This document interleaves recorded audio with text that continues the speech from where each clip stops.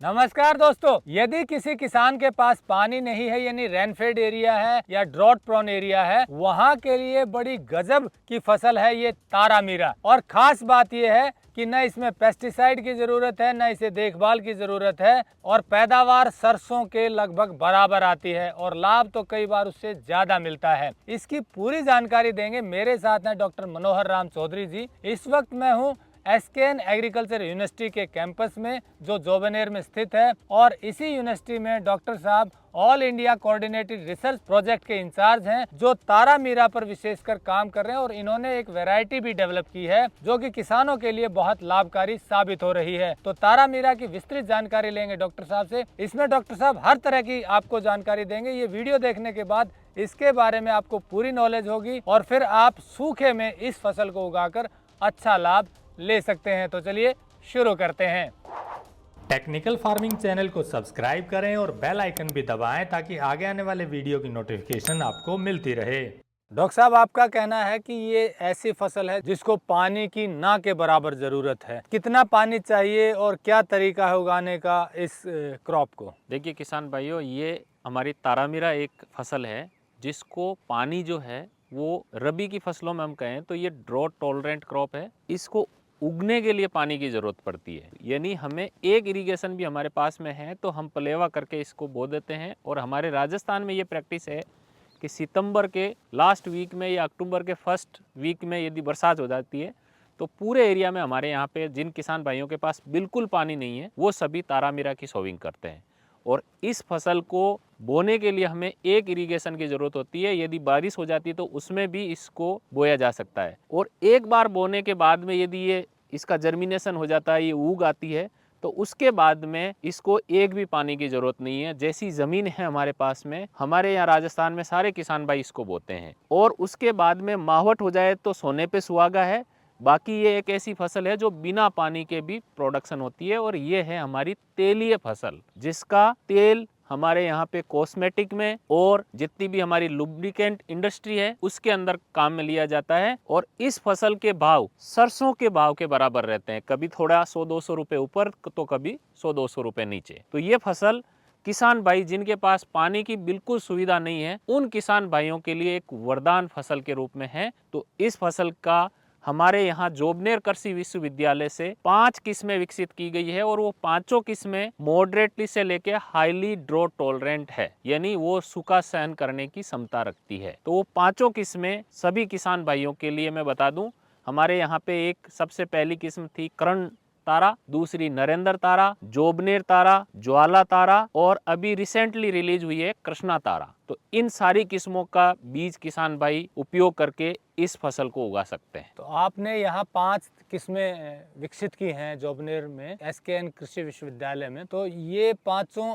आपने बताया कि अलग अलग इनकी क्षमता है, तो कुछ फर्क है इनमें? जी, हमारी जो सबसे पहले जो करंट तारा निकली थी RTM 314 वो हाईली ड्रॉट टॉलरेंट थी। तो उसके बाद में जो 2002 जो नरेंद्र तारा और ज्वाला तारा निकली थी उनके अंदर तेल का परसेंटेज ज़्यादा है। और अभी जो रिसेंटली निकली है वो पूरे भारतवर्ष के अंदर सबसे ज़्यादा तेल परसेंट 37.8% तेल के साथ में। और सबसे बढ़िया उसकी खासियत है कि वो सूखा सहन करने की क्षमता तो है ही है, लेकिन उसका जो दाना है वो पीला है।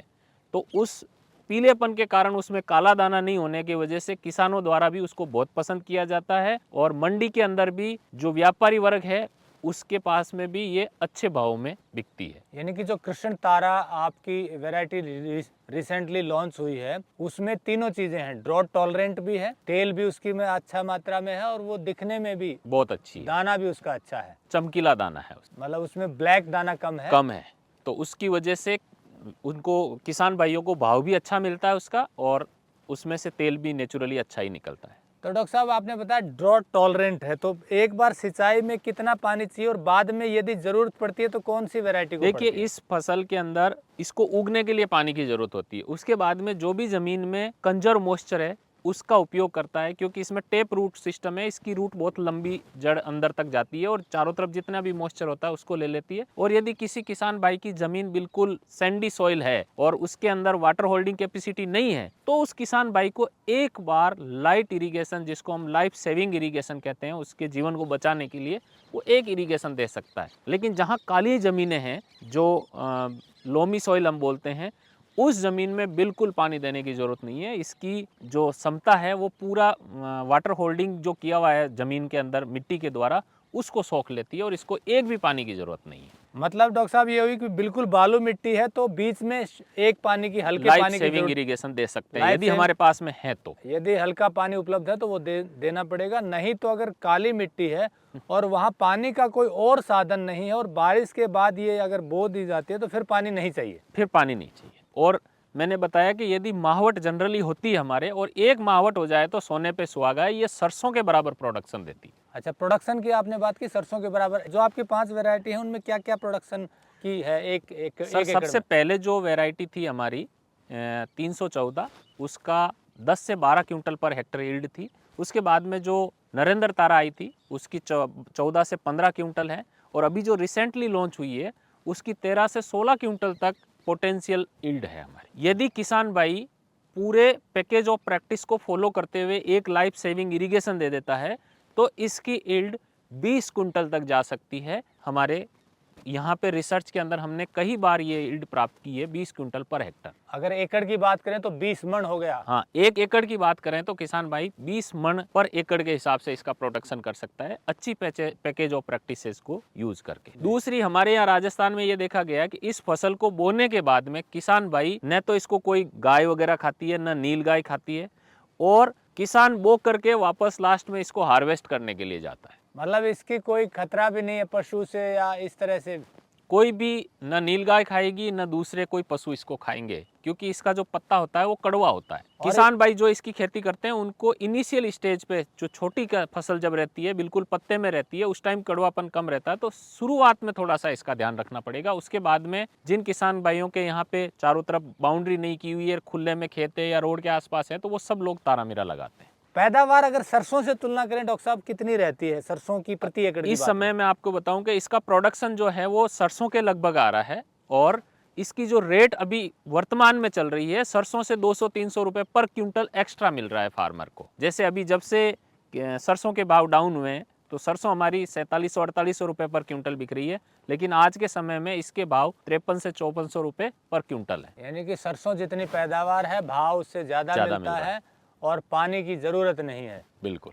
और कोई पशु वगैरह भी इसको डैमेज नहीं करता है। और पानी के साथ साथ मैं आपको बता दूं कि इसके अंदर रोग और कीट को सहन करने की क्षमता भी ज्यादा है। आज अभी जैसे इसी समय आप देखेंगे तो जैसे ही हमारे यहाँ पे टेम्परेचर राइज होगा, तापमान बढ़ेगा, तो सरसों में अपने चेपा आ जाएगा एकदम से, लेकिन इस क्रॉप के ऊपर बिल्कुल चेपा नहीं आएगा। और न आप इस क्रॉप के अंदर कोई डिजीज का सिग्निफिकेंट इफेक्ट है अभी तक, कोई रोग नहीं लगता इसको। न आपको कोई स्प्रे करना है किसी कीड़े के लिए, न किसी दवाई का रोग के लिए।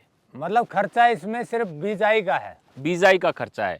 जनरली हम ये मानते हैं कि 5 से 6,000 रुपए पर हेक्टर आपको बीजाई का खर्चा करना है। उसके बाद में आपको सीधा हार्वेस्टिंग पे जाना है, और इसका जो पैदावार और प्रॉफिट है वो सरसों के बराबर हो रहा है। डॉक्टर साहब अब बात करते हैं बीज की, वो क्या भाव मिलता है, कहाँ मिलता है और कैसे मिलता है? किसान भाइयों, इस फसल का जो है बीज दर हमारे सरसों के बराबर 4 किलो पर हेक्टर बीज दर है इसकी।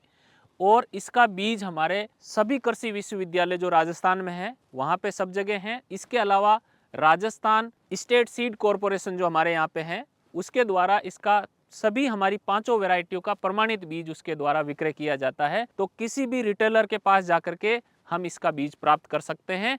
और यदि आपको वहाँ पे कहीं पे भी बीज लेने में दिक्कत आए तो हमारे कृषि विश्वविद्यालय जोबनेर में आप संपर्क करके कभी भी किसी भी किस्म का बीज प्राप्त कर सकते हैं। तो अभी मुख्यतः 5 वैरायटी ही विकसित हुई है भारत में नहीं, भारत में एक और वैरायटी T27 है जो हमारे हरियाणा से विकसित है, और वो काफ़ी पुरानी वैरायटी हो गई है। तो इसलिए किसान भाई नई नई किस्म जो यूज़ करते हैं, तो उसमें हमारे यहाँ पे ज्वाला तारा और जोबनेर तारा और हमारी जो कृष्णा तारा है उसका बीज अभी बहुतायत में किसानों के द्वारा उपयोग किया जा रहा है।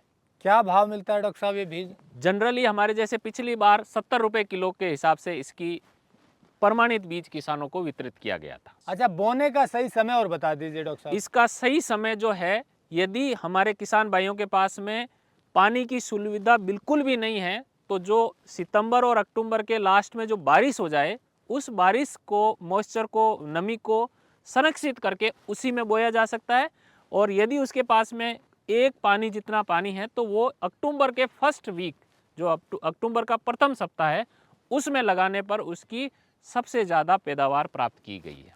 आप बात करते हैं ड्यूरेशन की डॉक्टर साहब, कितना ड्यूरेशन रहता है इसका फसल का? सर, ये जो अभी हमने जो कृष्णा तारा किस्म विकसित की है, वो सबसे कम ड्यूरेशन की 131 दिन में मात्र पककर तैयार हो जाती है, जबकि इससे पुरानी जो किस्में हैं वो 135 से लेके 145 दिन में पक के तैयार होती थी। यानी कि करीब 4 से 5 महीने का समय लगता है जी। तो अक्टूबर में बोया तो नवंबर, दिसंबर, जनवरी, फरवरी के लास्ट में और मार्च के फर्स्ट वीक में हम हार्वेस्ट कर लेते हैं। वो बोने के आधार पे है कि आपने यदि लेट भी पूरे अक्टूबर तक बो सकते हैं। किसान भाई जिनके पास पानी की सुविधा है, वो बोना उपयुक्त समय तो इसका पहला सप्ताह है, लेकिन वो पूरे अक्टूबर तक इस फसल को बो सकता है। तो दोस्तों, जैसा डॉक्टर साहब ने बताया कि सूखे क्षेत्र के लिए तारामीरा बेहद लाभकारी फसल है। किसानों के लिए किसी भी तरह का खर्चा नहीं है, सिर्फ बिजाई का खर्चा है, और वो भी जैसे बताया मात्र 70 रुपये किलो बीज मिलता है। उसके बाद एक बार आपको बिजाई करनी है पलेवा करके। अगर बारिश का पानी है तो बहुत अच्छे सोने पे सुहागा,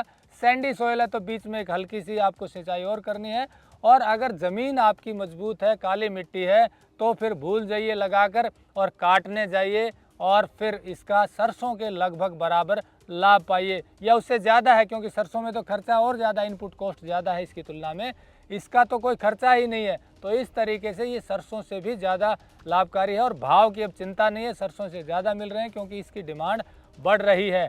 कई जगह पे कॉस्मेटिक्स में इसका प्रयोग हो रहा है और कई जगह भी उपयोग में आती है। और अधिक जानकारी के लिए आप डॉक्टर साहब से बात कर सकते हैं, नंबर दिया हुआ है, या SKN एग्रीकल्चर यूनिवर्सिटी जोबनेर में आकर भी इसकी जानकारी ले सकते हैं। जुड़े रहिए टेक्निकल फार्मिंग से। नमस्कार, जय हिंद। अगर आपको यह वीडियो पसंद आया है तो ज्यादा से ज्यादा लाइक और शेयर जरूर करें। साथ ही चैनल को सब्सक्राइब करना ना भूलें।